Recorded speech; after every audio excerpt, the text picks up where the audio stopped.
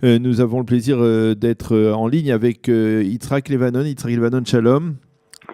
Shalom Daniel. Je rappelle que vous avez été ambassadeur d'Israël en Égypte et nous n'avons pas parlé de l'Égypte aujourd'hui, mais nous allons parler de la Jordanie avec la décision du roi Abdallah annoncée donc il y a 2 jours d'utiliser en fait la clause qui lui permet de récupérer les 2 zones d'enclave dans le nord, c'est la zone de Naharaim, et dans le sud, la zone du Moshav Tzofar, de récupérer ces zones après 25 ans.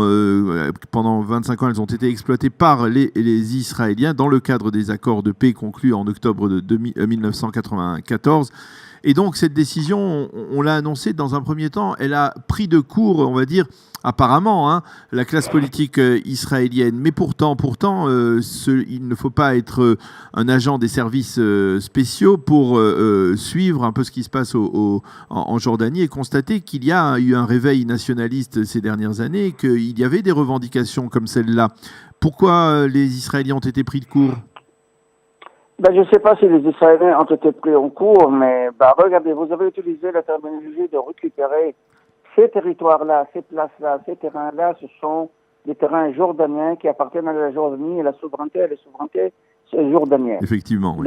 Dans les accords de paix, il y a un annexe que la Jordanie a accepté et que les Israéliens le prennent en bail pour 25 ans.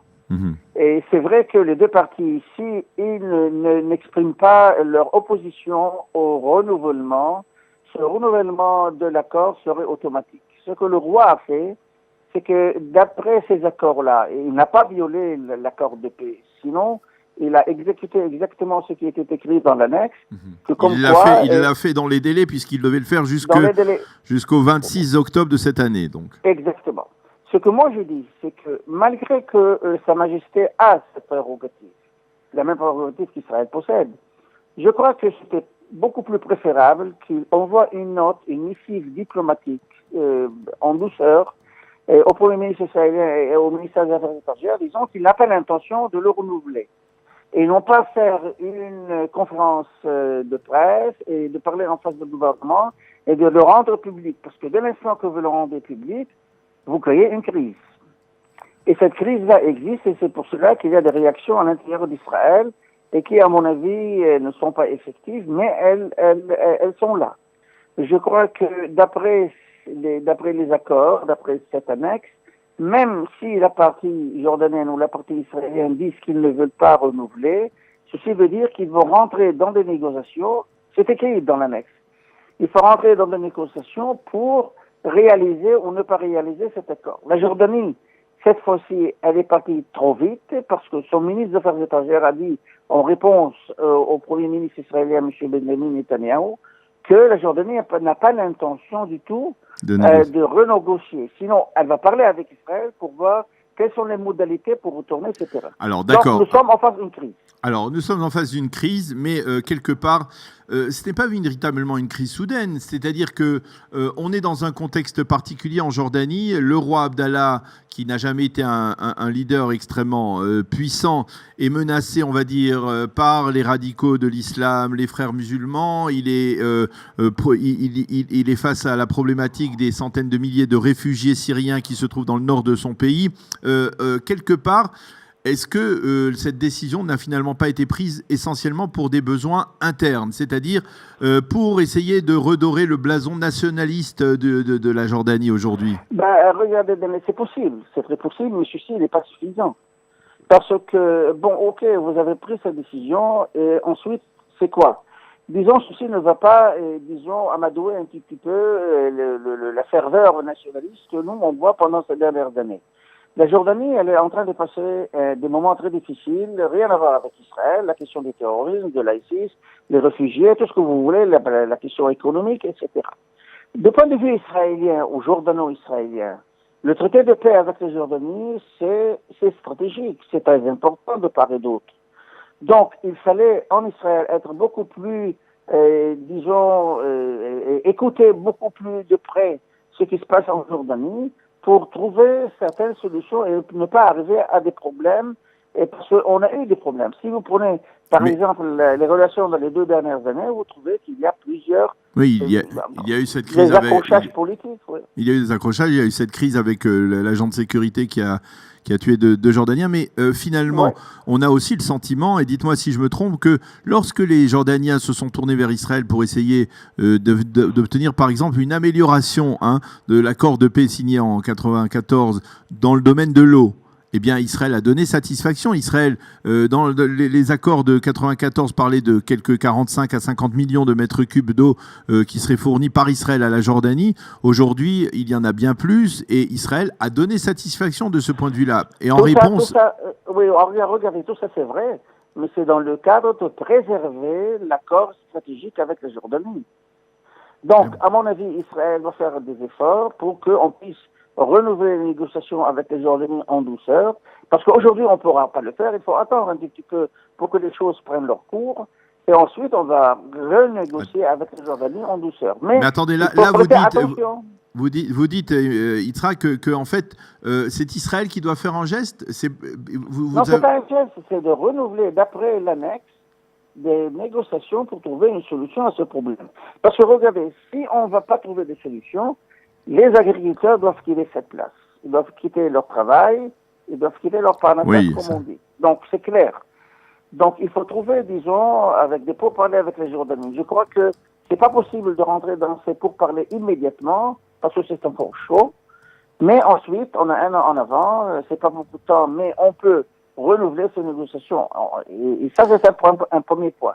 Un second point, il faut être beaucoup plus attentif, disons, à ce qui se passe en Jordanie, parce que franchement, l'accord de paix, c'est stratégique qui est très important pour Israël, en plus de la Jordanie. Mais est-ce qu'il n'est pas aussi plus important pour la Jordanie que pour Israël? Enfin, finalement, la Jordanie, il trouve beaucoup plus d'intérêt que l'État d'Israël aussi. Peut-être on peut dire que d'une manière ou d'une autre, la Jordanie bénéficie des services des services de sécurité israéliens qui tentent de déjouer des attentats qui pourraient déstabiliser le régime à Amman. La Jordanie bénéficie de l'espace aérien israélien qui permet aux avions de Royal Air Jordan de circuler vers l'Europe comme ce n'était pas possible avant les accords de paix. Il y a des accords, par exemple les ports de Haïfa et d'Ashdod acheminent des marchandises de l'Europe vers la Jordanie. Tout cela, ce sont des intérêts jordaniens essentiellement. Pourquoi Israël finalement ne tape pas du poing sur la table et dit si c'est comme ça, eh bien nous allons arrêter aussi de notre côté certaines décisions prises dans le cadre d'accords et par exemple ne pas faire d'efforts en matière d'acheminement d'eau vers la Jordanie. Ça embêterait beaucoup les Jordaniens à ce moment-là. Tout simplement parce que si on fait ceci, ça va envenimer encore plus la situation entre nous et la Jordanie. Et ceci, ça va au contraire des accords stratégiques avec eux. Il y a des intérêts qui sont beaucoup plus grands sur place. Et secondo, je crois que lorsque vous signez un traité de paix avec un pays voisin, vous ne cherchez pas à le castiguer ou à le châtier. Vous cherchez plutôt à développer des relations avec ce pays-là. Oui, mais si lui ne veut pas développer des relations, on ne peut pas le forcer. Regardez, et la Jordanie, il faut être sincère avec nous-mêmes, n'a pas violé l'accord de paix. C'est dans le cadre de l'annexe tout à fait correct. Je vous donne un autre exemple. Je vous ai dit au début qu'on va pas parler de l'Égypte, mais on va parler de la Jordanie. L'Égypte, par exemple, elle a aussi, d'une façon ou d'une autre, entre guillemets, violé l'annexe militaire avec nous. Mais c'était en accord avec nous. On ne peut pas le nommer violé, mais c'est un changement de l'accord de paix ou de l'annexe militaire. Parce qu'aujourd'hui, on a 25 000 soldats sur la frontière israélienne. Elle est contre l'annexe militaire du traité de paix. Donc, il y a des choses qui se passent entre les pays dans le cadre d'une entente, dans le cadre d'une compréhension mutuelle, pour ne pas détériorer la situation, sinon de la développer. Aujourd'hui, le roi, apparemment à cause de plusieurs raisons, une accumulation de problèmes, que ce soit interne, que ce soit le nationalisme, un tout petit peu, disons, le manque d'attention de la part d'Israël en ce qui concerne le traité de paix, les places, les lieux saints à Jérusalem, etc., ont amené le roi à faire ce pas-là. Ce pas-là, à mon avis, de la part, et je le répète, le roi l'a fait de façon publique, il a créé une crise. S'il aurait dû faire ceci dans une lettre ou une missive diplomatique en secret, je crois qu'on aurait pu échapper à cette crise. Alors, l'un des éditorialistes ce matin dans la presse israélienne écrit que la contrepartie qu'Israël pourrait proposer à la Jordanie en échange de maintien de ces annexes, eh bien, c'est tout simplement d'augmenter, on va dire, son pouvoir ou de consolider son pouvoir sur l'esplanade du Mont du Temple, le pouvoir du Waqf qui a été, on va dire, entravé en particulier au cours des dernières années avec Raed Salah, les Turcs, etc. Est-ce que vous pensez que c'est un compromis raisonnable, hein? Ça serait possible? Non, je ne parle pas de compromis, Daniel. Il y a des accords entre nous et la Jordanie. Et d'après ces accords-là, la paix avec la Jordanie, elle est responsable pour les lieux saints musulmans en Jérusalem. Oui. Disons que c'est El-Aqsa, enfin, pour être beaucoup plus bref. Oui. Et je crois qu'il faut prendre ça en considération. Il y a une chose qui est un peu intéressante, c'est que la Jordanie, le roi, il est à l'unisson avec le président Mahmoud Abbas, mais aussi il est critique pour son comportement, le comportement de Mahmoud Abbas. Sur sa question-là, je le sais parce que les Palestiniens essayent de prendre pour eux-mêmes la question des lieux saints et qu'eux soient responsables sur place. Ceci, le roi ne l'aime pas. Je crois que, ayant donné qu'on a un accord avec les Jordaniens, il faut tout simplement faire comprendre à tout le monde, y compris la partie palestinienne et américaine et tout le monde, que nous, on continue à avoir la Jordanie comme responsable d'après les accords. Ça, oui, ça pourra donner, disons, un peu de force pour le roi de Jordanie, qui soit beaucoup plus mêlé dans ces affaires-là que de le laisser de côté. Donc, quelque part, vous, pour résumer, vous dites que c'est tout de même à Israël, en dépit de cette situation où l'État d'Israël est apparemment plus fort que la Jordanie et que les intérêts, on va dire, sur le terrain sont plus forts du côté israélien que du côté jordanien. Vous pensez qu'aujourd'hui, c'est l'État d'Israël qui doit tendre la main vers la Jordanie, essayer d'apaiser la Jordanie? Moi, je ne dis pas qu'il faut aller se mettre à genoux pour la Jordanie. Ah oui. Oui, mais je dis qu'il y a des intérêts qui sont beaucoup plus grands. Il faut solutionner le problème de ces agriculteurs parce que si on n'arrive pas à une solution, il y aura une crise économique particulière de ces gens-là parce qu'ils doivent quitter etc. C'est une question de vie et de survie. Il faut donc aller de l'avant et discuter avec les Jordaniens. Ceci ne veut pas dire que nous, on doit se plier sur les demandes de la Jordanie. Ce sont des accords entre des États. Et c'est très clair dans la partie diplomatique on peut discuter de tous les points pour arriver à une situation. Je ne dis pas qu'il faut aller à Canossa pour la Jordanie ou bien se plier et se mettre à genoux. Pas du tout.